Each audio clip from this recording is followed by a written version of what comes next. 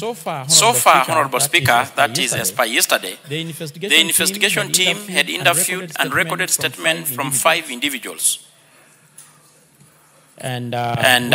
which were expected to provide the account. This progress underscores the National Police Service commitment to uncover the truth regarding the abduction allegation with the highest standard of professionalism and diligence. We will continue to pursue all leads, analyze forensic evidence, and ensure that any perpetrators are brought to justice. Additionally, Honorable Speaker, it is important to note that Honorable George Koimburi has been under investigation for a land fraud case, and the Office of the Director of Public Prosecution had already issued consent for his prosecution. Additionally, it is important to note that Honorable John Koimburi has been under investigation. I think that you had already read. On Friday, 23rd May 2025, the MP, fully aware of the police intention to arrest him, evaded arrest by escaping on a motorbike with his private security and swiftly off his mobile and switched off his mobile phone. His car, occupied only by his driver, who was intercepted, and the driver was arrested but later released after recording a statement. The MP only resurfaced yesterday, coinciding with the abduction claim. In conclusion, we once again urge anyone with information regarding the incident depicted in the video to report to the nearest police station or contact us via a provided toll-free number 999-911-112 or the Fichua kwa DCI. In conclusion, Honorable Speaker, the IG state we assure all Kenyans that we are committed to conducting this investigation with the utmost diligence to uncover the truth behind the allegation. Further update will be provided as investigation progresses. Lastly, Honorable Speaker, today at around 11 a.m., the IG issued again a presser to give the status update report, and the copy of the same here is with me, and I won't read it to the House. That is today on the 28th. Further to the press briefing issued yesterday, the National Police Service would like to inform the public of the progress made in the ongoing investigation into the alleged abduction of George Koimburi, Member of Parliament for Juja. Three additional individuals, Peter Kiratu, Juja CDF Chairman, Cyrus Kieru Muhia, and Karanja Gatana were arrested and provided statements which have offered crucial leads and further insight into the alleged abduction. Peter Kiratu, the Juja CDF Chairman, stated that on the 25th May, that is this year, he attended a church service at a full gospel church, Mugudha, with the MP. As they were leaving, a silver Subaru Forester registration KBP 096W approached the main entrance, and the two heavily built men bundled the MP into the vehicle. He reported the incident at Mugudha police station. Additionally, on the 26th May, he received a call from the MP's daughter, Wanjiru, informing him that the MP had been found in a coffee farm in Juja. They then took the MP to Plainview Hospital, Ruiru, for the first aid before he was referred to Karen Hospital for further treatment. Cyrus Kiaru Muhia, an ally of the Honorable Koimburi, who runs a supermarket at Kahawa West area, stated that on the 25th May, he received a call from the Peter Kiratu, the CDF chair, requesting the use of his Subaru. Speaker, I think this is a very important statement. Requesting to use of his Subaru Forester registration number KDG 803B to transport the additional security personnel for the MP during an event at the Full Gospel Church. On the 25th, again, Honorable Speaker, Kraitu instructed him to go to his homestead in Mugudha, where he met a man named Gatana, driving Kraitu's vehicle registration number KBP 096W. That is the car Dalia said. Honda CRV, along with 3 unknown men. They proceeded to the church to familiarize themselves with the route before returning. Later, Kiratu called and instructed him to drive his Subaru Forester with two men toward the church. Upon arrival, the two men exited quickly, and he had screams as the MP was forced into the vehicle. They drove toward Jacaranda Coffee Research via Kabogo Road, where the MP instructed them to stop near awaiting Honda CRV, registration number KBP 096W, belonging to Kiratu. Cyrus was left with the two men who warned him not to disclose any information to the police. The police have managed to recover two vehicles. The Honda CRV registration number KBP 096 belonging to Peter Kiratu, and a Subaru Forester Silver in color, registration number KDG 803B, belonging to Cyrus Kiairu Muhia. Additionally, one suspect, Karanja Gatana, has been arrested. Gatana admitted to dropping the MP at a hotel where he had refreshment and spent the night with the two abductors on the 25th May 2025, following the alleged abduction. You want me to repeat that? Honorable Speaker, public demand. The police have managed to Thank you, Honorable Speaker. Well guided. Honorable Speaker, the police have managed to recover the two vehicles. Adalia said this, belonging to Cyrus Kiairu Muhia. Additionally, one suspect, Karanja Gatana, has been arrested. Gatana admitted to dropping the MP at a hotel where he had the refreshment and spent the night with the two abductors on the 25th May 2025, following the alleged abduction. He added that on the 26th May 2025, while using Kiratu's vehicle, he had picked up the MP from the hotel and took him to the scene where they claimed he had been dumped. Before the MP exited the vehicle, he helped him tear his clothes to fake evidence of torture by the alleged abductors.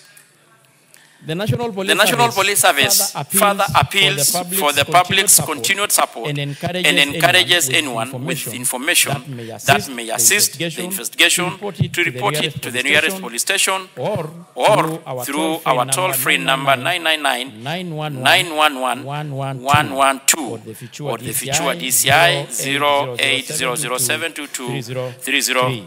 We assure the public of our steadfast commitment to resolving this case, and we will provide further updates as the investigation progresses.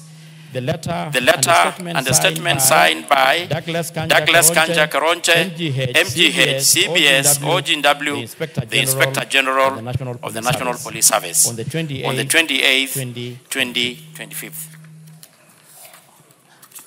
Honorable Speaker, I think I don't have actually much to add on this. That is the statement. It's not my own words. That is the words from the IG, the authority mandated by our constitution and our laws to investigate such matters, and they are competent enough. And they have very requisite knowledge and experience. And I'd also given along with the statement our own findings as a House, on behalf of the House, in regards our visit, Honorable Speaker. I submit. Thank you.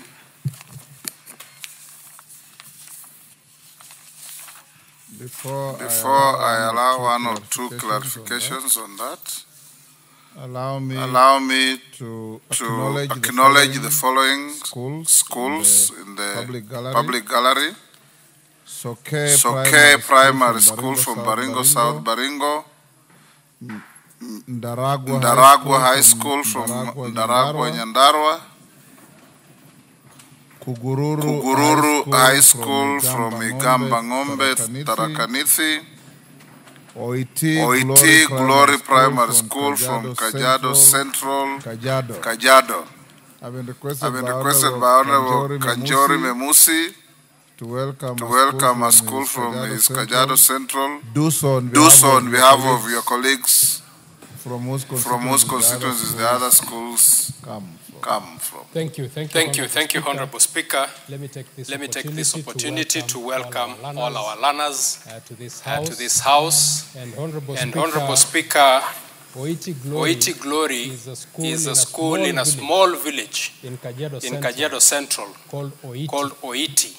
And I want to encourage all the learners here and tell them that most of these members have come from such places. So it is not impossible for one of you to be here one day. So let this journey today be a beginning of your dreams. I welcome all of you. Karibuni Bunge.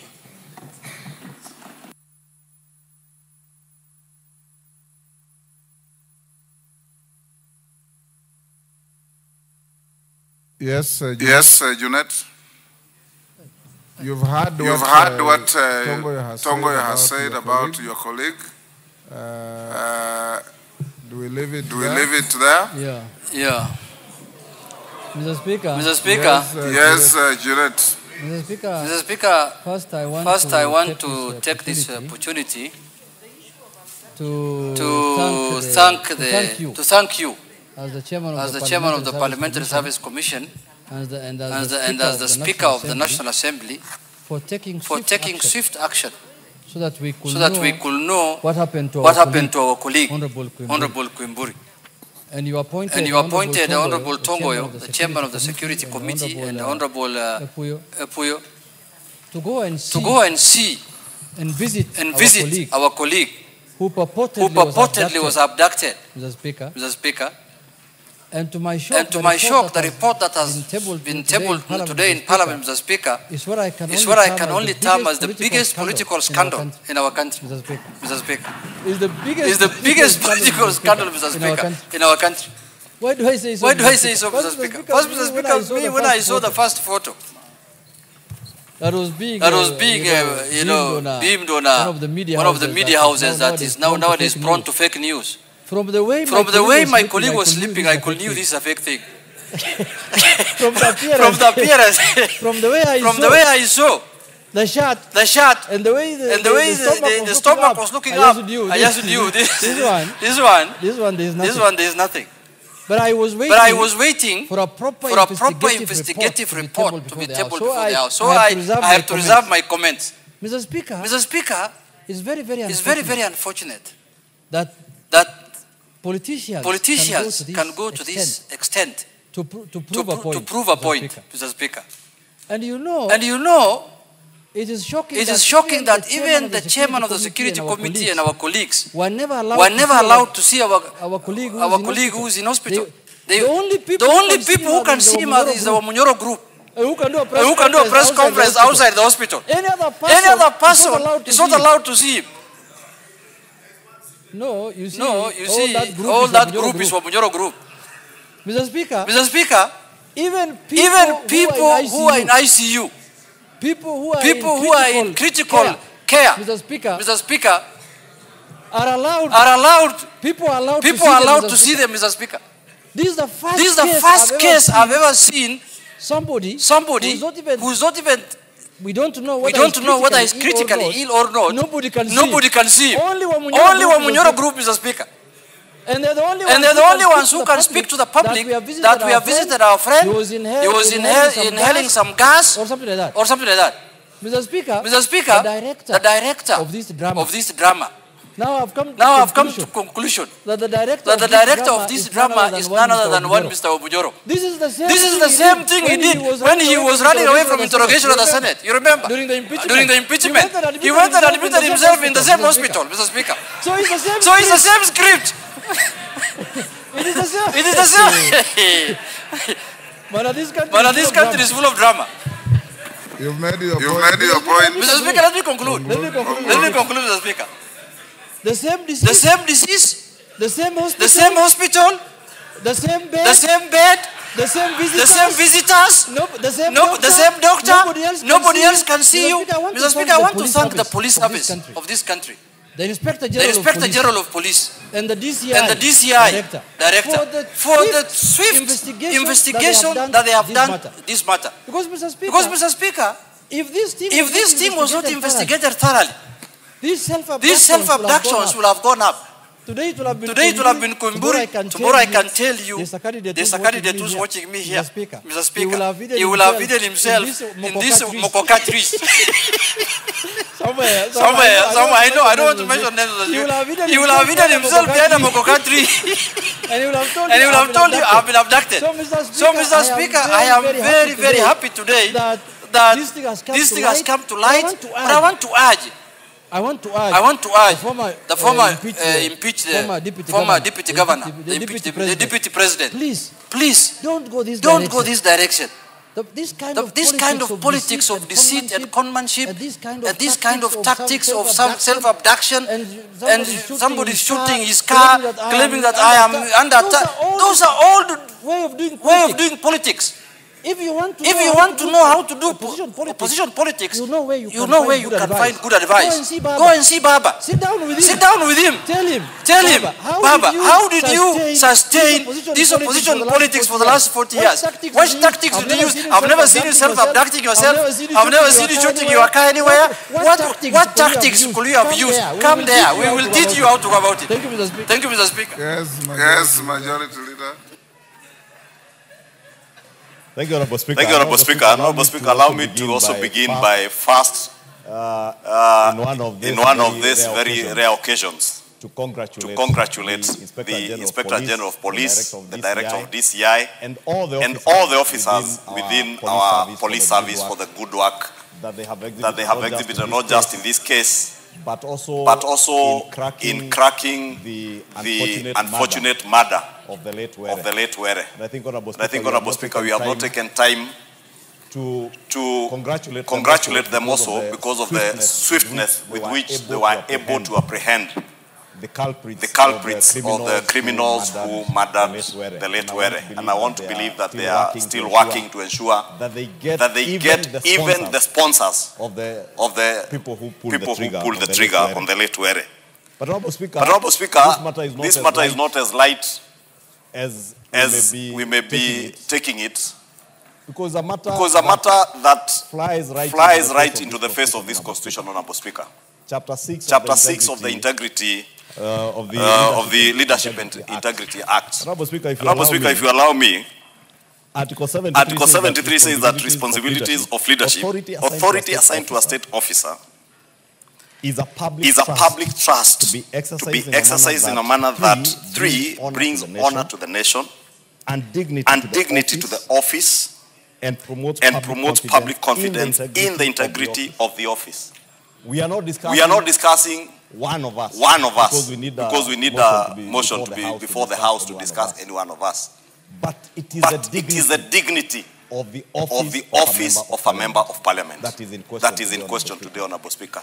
If a member of parliament who has been elected by his people to come and represent them in this House can dare engage in the kind of criminality that we have seen the Honorable Koimburi engage in, Honorable Speaker, this should be one of the saddest days for this House, Honorable Speaker. This is the same member, Honorable Speaker, who last year claimed that members of parliament were being paid 2 million shillings to vote on the finance bill. You will remember, all of you, that the Honorable Koimburi appeared before this House, apologized, and in our magnanimity, we accepted his apology and let that go. Honorable Speaker, as a House, we must not let this pass. We must not let it pass.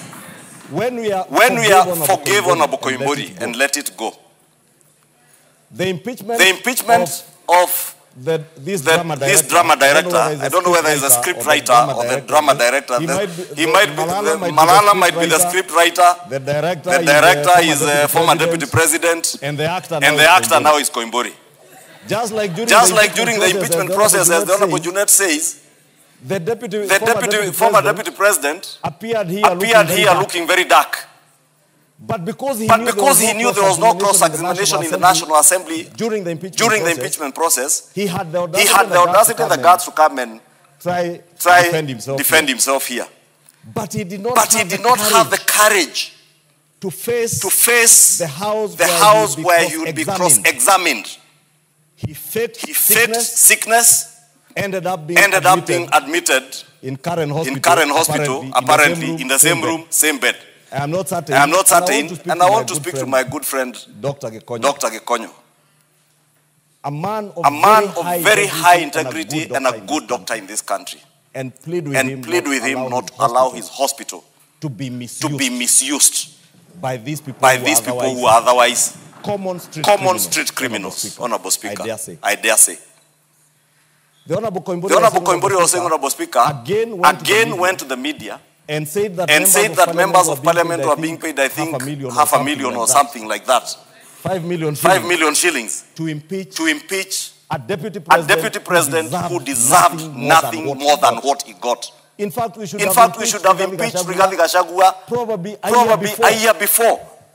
And Kenyans now will vindicate this house that Kenyans were being saved from greater trouble from this man, Honorable Speaker, and the drama that we are seeing.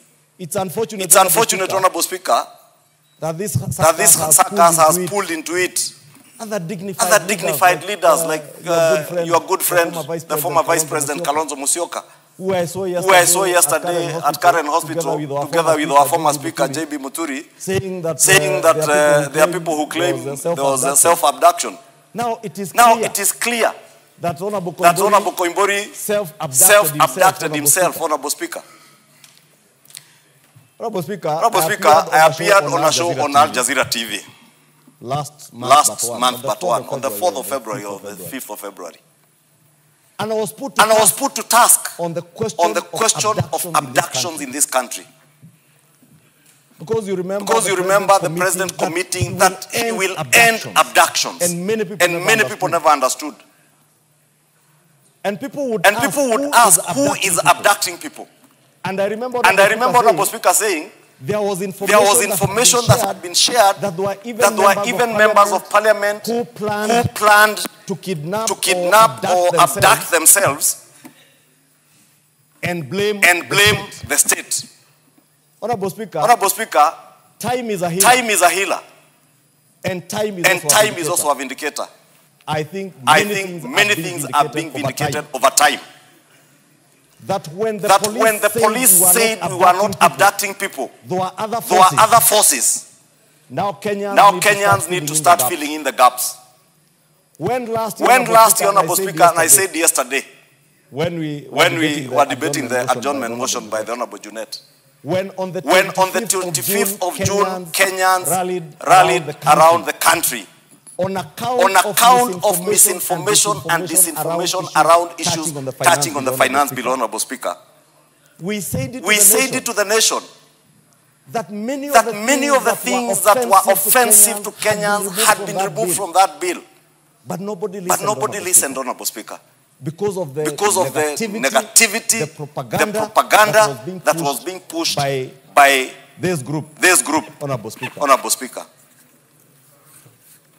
Wamunyoro is a very good village.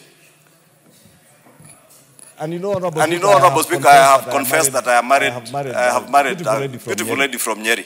And he's one of the villages in Madera constituency represented by the Honorable Amombi. Therefore, let us not accuse that good village. This is a character of a person and a group around him that believes you can only advance opposition politics either using violence, deceit, bloodshed, and that is why you saw the things that were in the adjournment motion by Honorable Junet yesterday. The unfortunate reference to the 2007 post-election violence, Honorable Speaker. Because these are people who have no agenda for this country, and all they desire is chaos and anarchy for our country. Honorable Speaker, I want to plead with you. Because you are the chair of our Powers and Privileges Committee. Irrespective of what the National Police Service and the Director of Prosecution or the Ethics and Anti-Corruption Commission do with the Honorable Koimburi, the Powers and Privileges Committee of this House must be seized of this matter of Honorable Koimburi. And I also want to speak to the people of Juja. They are a great people. who have been denied proper representation in this House. And I don't want to discuss the member, Honorable Speaker. But the people of Juja are suffering, and I have been there. I know.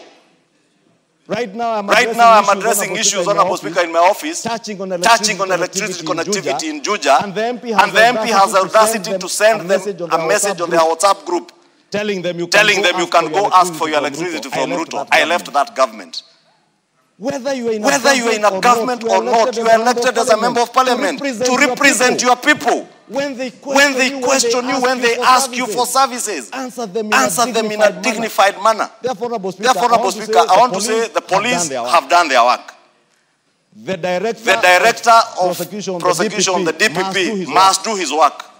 EACC, because of Chapter 6 of our Constitution, must do their work on the matter of ethics of public officers that the Honorable Koimburi has contravened. Our Powers and Privileges Committee, Honorable Speaker, which you chair, must now be seized of this matter and take the necessary action. The people of Juja must know you can also recall a member of parliament who is not working for you, who is not serving your interests, who is not representing you, a member of parliament who believes his only work is to follow another man in funerals and other social gatherings, singing songs of praise to a man, Honorable Speaker. With that, Honorable Speaker, I want to pray, Honorable Speaker, especially to you, as our chair of the Powers and Privileges Committee. Please do something. Not because of Honorable Koimburi, but to save the dignity and the honor of the office of a member of parliament, Honorable Speaker. I submit. Thank you. I don't want to open debate on this. Senior Counsel, I'll give you a minute. Thank you, Mr. Speaker. Mr. Speaker, let me first thank you for the wisdom of directing the inquiry through members of the relevant committee, and say that it is important. The concern to find out what happened is not born out of anything in the standing orders. But it is a concern for a colleague. Because we must all be concerned when a colleague is in distress.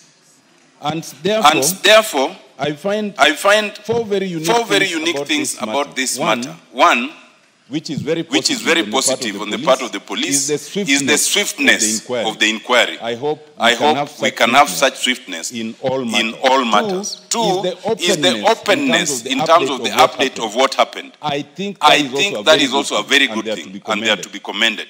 There are also two very unique things which are to be discouraged. The one is that while we call on the police to do investigation, then they are blocked from accessing our colleague, who is the only primary person who can give the most useful information. That is disabling the police. And then we might blame them. The second one, which I find unique, is something is developing where when one is admitted, then people come and give updates on their medical condition, people who are not medical practitioners within the vicinity of the hospital. That usually does not happen in most hospitals. I think that's unique to this very able establishment. And it is not a good thing, because then you don't know if one is speaking authoritatively or not. But that said, Mr. Speaker, abduction is a very serious thing. Unlike my colleagues, I want to welcome the preliminary report by the police, but as they've stated, it's a preliminary report. It's not a conclusive report. I expect that there will be a conclusive report.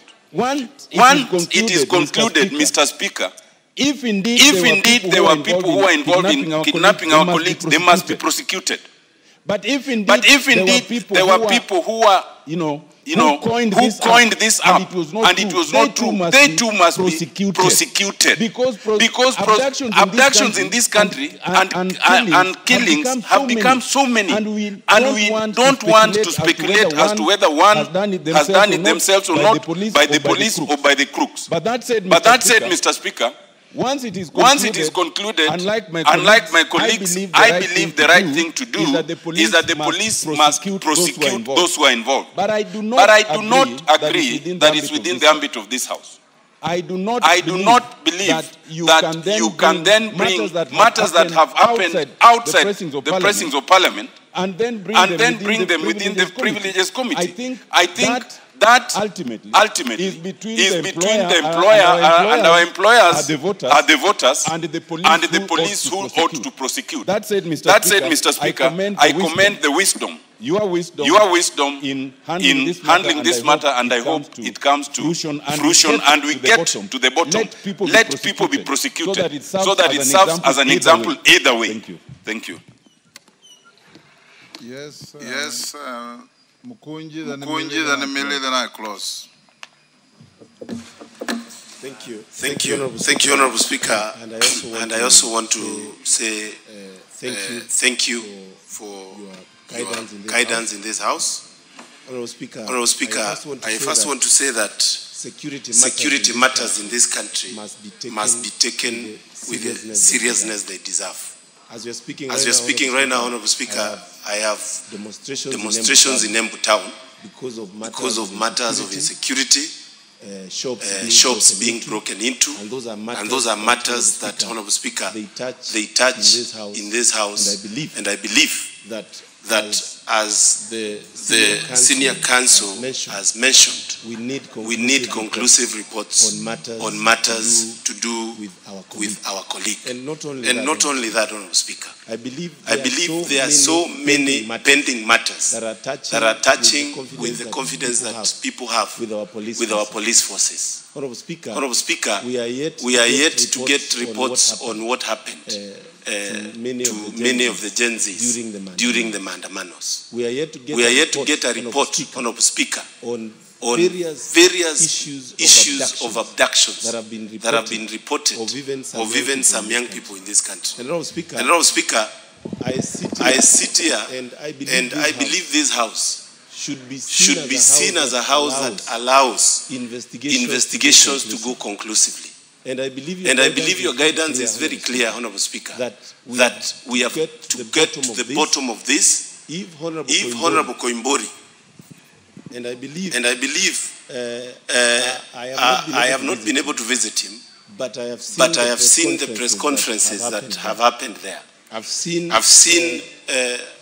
the hand being pointed to even the police force. Honorable Speaker, I believe also it's important for IPOA, because this is a matter of extrajudicial matter, to actually come in. Because when it is said that Koimburi had an issue and police say they were looking for him, it also points some finger in the matter to do with whether it is the police that was conducting. And now the IG has spoken. It is important also to get an independent body to give a report on this, so that this House can be well guided when it comes to those matters. But today is the National Prayers Day. Honorable Speaker, I believe it is not fair and it is not right for my good friends, minority leader and majority leader to incriminate the name of the former deputy president. Just like that. It is right for them to bring evidence and say that he was involved in this. And let's be fair and actually call it like it is. We are taking too much time to debate and talk about the former deputy president when we have very serious matters to discuss in this House. We have matters to do with our debt issues. We have matters to do with finance bill. We have mirror issues that are being now brought by the deputy leader. Mr. Speaker, I wanted to seek your guidance. Because Mr. Speaker, you know Honorable Mukunji is a first-time member of Parliament. I know he's learning the ropes. Mr. Speaker, what we discussed yesterday, what we discussed yesterday is he's a first-time member of Parliament. Unless he was in another Parliament than this one. Unless he was in South Sudan Parliament. The fact of the matter is he's a first-time member of Parliament and a third-time member of Parliament. That's a fact on record. And he has only served 2 years. Like Gachagua. Mr. Speaker, but my point of order is this. My point of order is this, Mr. Speaker. Mr. Speaker, yesterday what we discussed was a special motion under Standing Order 33. Mr. Speaker, the standing orders that we use here gives every member an opportunity to bring a motion to discuss any matter of national importance. And with the approval of the Speaker, and if you get the requisite number of 20 members to support your request, then you get an opportunity to move your motion. So we should not use up here derogatory statements that we are wasting our time yesterday here discussing a matter of national importance like post-election violence. Someone who's calling people to take up arms, to kill themselves, displace people, cause destruction. You're calling something useless unless you support that kind of thing, that you want people to die. Okay. Shame on you. Mukunji, wind up. Honorable Speaker, I believe that it is very easy for the minority leader to bring the matters of me being a first member of parliament. But they need to understand that I learn very quickly. And in my 2 years, I've studied this house. I know how it works. And I believe I represent the people of Manyata and Embu the best way I can. Honorable Speaker, as I conclude, I want to say that your guidance on the investigation of this matter touches on all our security. We have had complaints from various members on how their security is being handled. Honorable Speaker, we have lost a member of parliament. We know how and what it takes, how costly it is, Honorable Speaker, to even go back to a by-election. Let us all be very keen on our security. And Honorable Speaker, I seek your guidance to ensure IPOA also gives a report on this matter. Thank you. The last one. Thank you, Mr. Speaker. Mr. Speaker, I want to, before I start, I just want to tell Honorable Mukunji that Order, Mukunji, you finish your contribution. Yes, and you need to listen because I'm actually, before I say I just wanted to tell him that even though he's saying he's learned, one of the things that he has not yet learned effectively is how to be in opposition. When I have given my contribution, see me on the side. You are doing very poorly in that regard, and I'm very willing to give you free tutorials or being in the opposition. Mr. Speaker, as a human rights defender, I have been against the issue of abductions, and I've raised it before the floor of this house and elsewhere. And I'm very happy that I have seen actually almost disappearance of the issue of human abduction. Mr. Speaker, whether I'm in government or outside, broad-based, non-broad-based, human rights remain human rights. And I have raised it consistently. And Mr. Speaker, when our colleague was allegedly abducted, I condemned his abduction. Mr. Speaker, this comes shortly after our colleague was actually murdered. Yes, the day we were going on recess. Our colleague was here. I turned my back. He was here. And then minutes later, I'm seeing a notice is dead. Gunned down. So the issue of security of members of parliament is a very serious issue. Mr. Speaker, I have myself been a victim of attack. I was attacked in my first time by men wielding guns. 7 men. And when I raised the issue, the Inspector General of the police then said that I concocted the story. But at that time, no investigation was done. The difference is this time investigations have been done. I would be the last person to actually politicize about attack because I've been a direct victim. But Mr. Speaker, it is on that note that it would be very, very unfortunate that an honorable member would make me waste time sympathizing and standing with him if at all he has actually faked his own abduction. It would be very unfortunate after our own member of parliament has been shot dead that you bring theatrics that touch on our security. Today it may be drama, tomorrow it may be a reality. When you cry wolf, one day it will be a reality and there will be nobody to deal with you. So Mr. Speaker, what I would want to say, so that members are more secure.